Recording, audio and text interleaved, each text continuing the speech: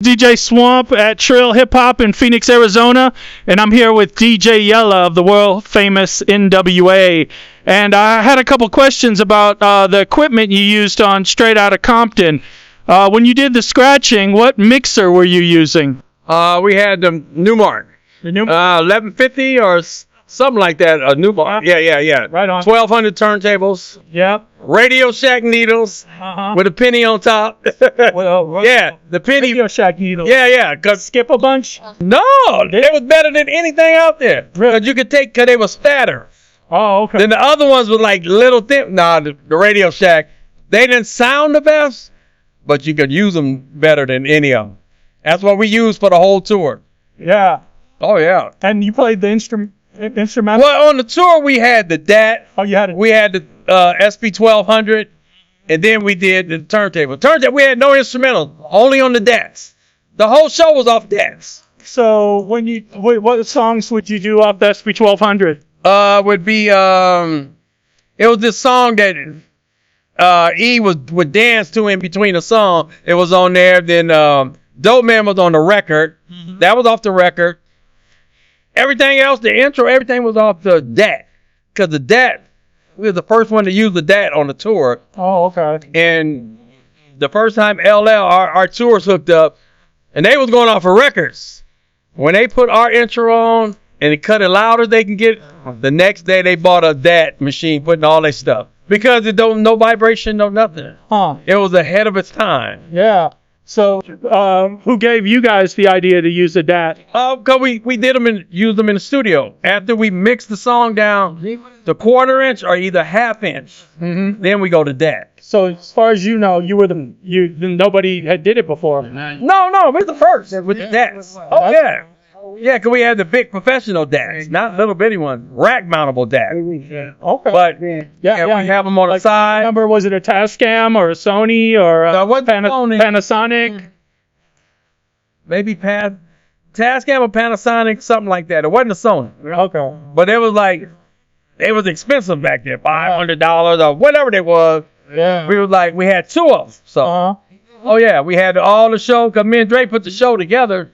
Everything was timed just right. But the turntable, DATs and half. we had two. No, we didn't have to mix. But you could stop. When you made the DAT. Well, what we had was Cube had a section. He had his own DAT. E had a section his own DAT.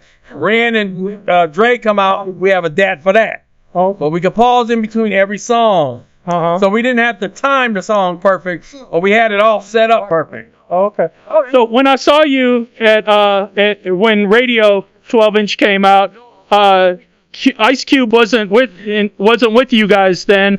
He had went to school. Yeah, but did he quit the group twice and come back? No, he had to go to school for a year. Oh, okay. But he was still in the group? Yeah. Okay. Sometimes he would catch us on the show, but he went to a trade school. Somewhere here, right? In Phoenix. Yeah, somewhere. Right? Yeah. So when we came here, he would come to a show. Oh. But his parents made him go to school for him. Yeah. So right. Couldn't do nothing about that. Totally. That was right before the Straight Outta Compton album, too. Okay. So I saw an interview with you where you said you had the 808 with the MIDI on it. Oh, yeah. And when you used that, did you MIDI sync or did you trigger it with No. like We had a sequencer. Back then they called them sequencer. Yeah. Which plays the keyboard, you can hook the drum, keyboard, the 808 all to it. So all it do is just sync them. It was an external sequencer? Yeah, it's a sequencer.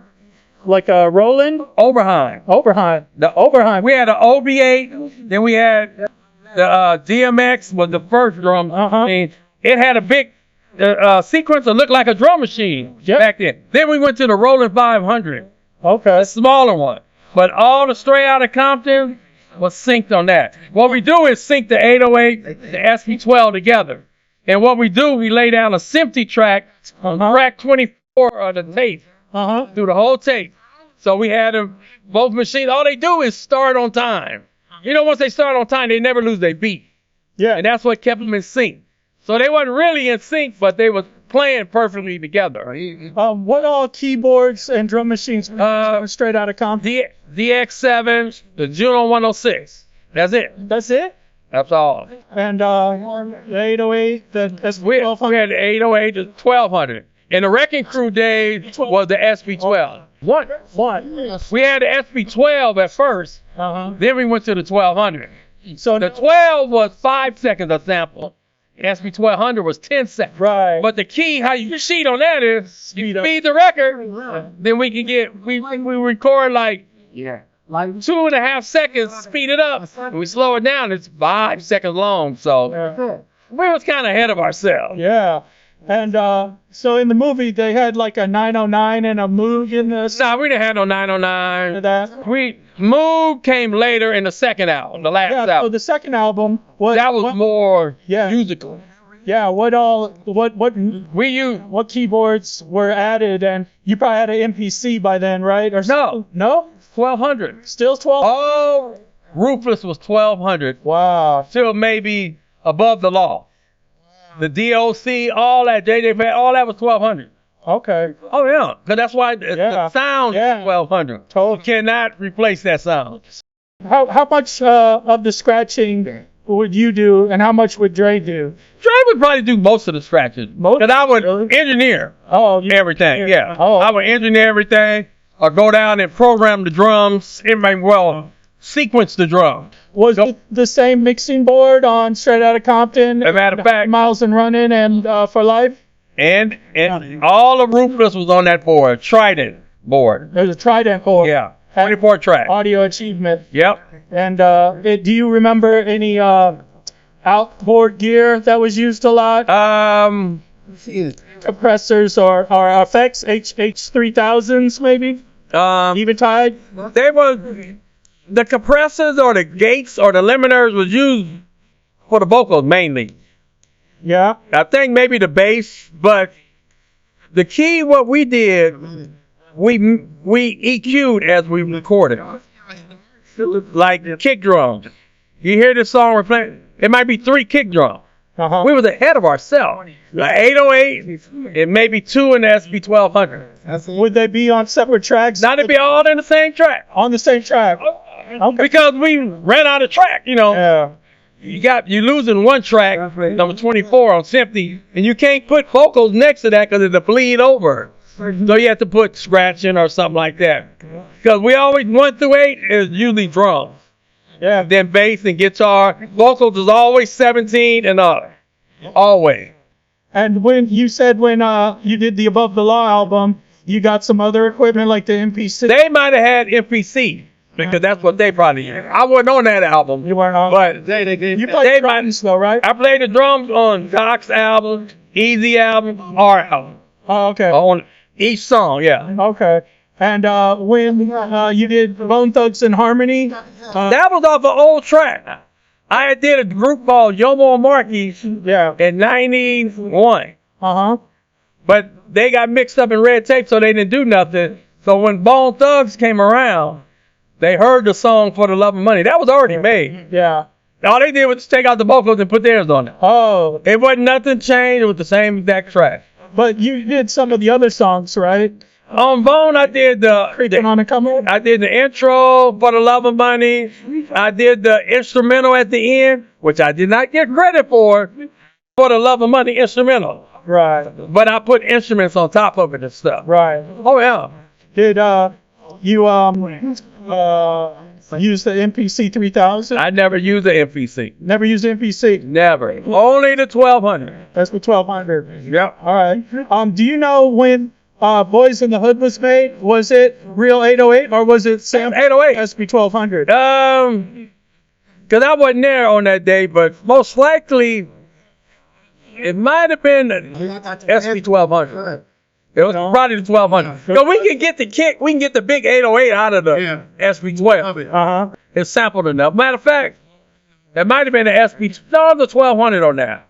1200. Do you know what the keyboard was? The dun dun dun dun. It had to be a DX7 or the Juno.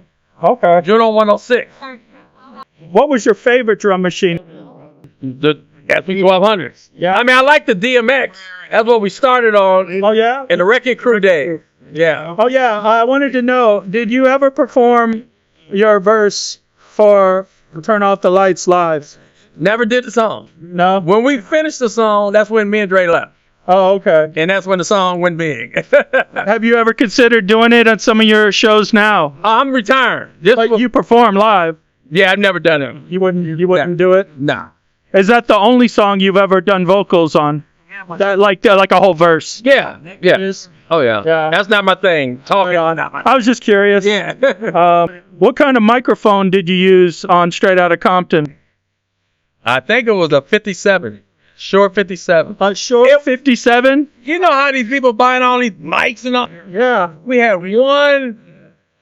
Might have been, I don't know if it was an instrument mic or whatever, but it wasn't no spectacular mic. Huh? It's what you put. It's what you put in it. Do you know what preamp or compression or anything? No, just probably a gate on it or limiter. I'm quite sure it's a limiter. Definitely, I don't know, lexicon or whatever. It was something we had, but that's what I'm saying. These people are into these microphones, and it's what goes through the microphone. Yeah. It's not the microphone. When Stan the Guitar Man would play, did he play to tape or did you sample him? No, he played live. All like We did Easy's Too Hard. I played live. We played live. Just one take. to the tape? One take. One take. Wow. No punches. No punch. No. Yeah. Not with analog back then. You could punch in between words, but not in between the beat. Mhm. Yeah, it was one take. Every song I played on was one take. Any chance of DJ Yella, MC Ren, Ice Cube, and Dr. Dre doing one more N.W.A. album? It's a good thought. It would be a pretty good album, I think, right? It'd be better off with a tour than an album.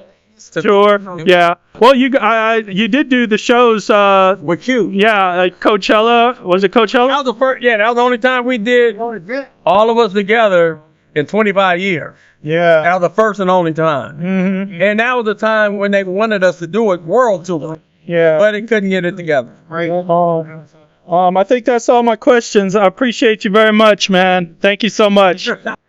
I know my instruments. Right on.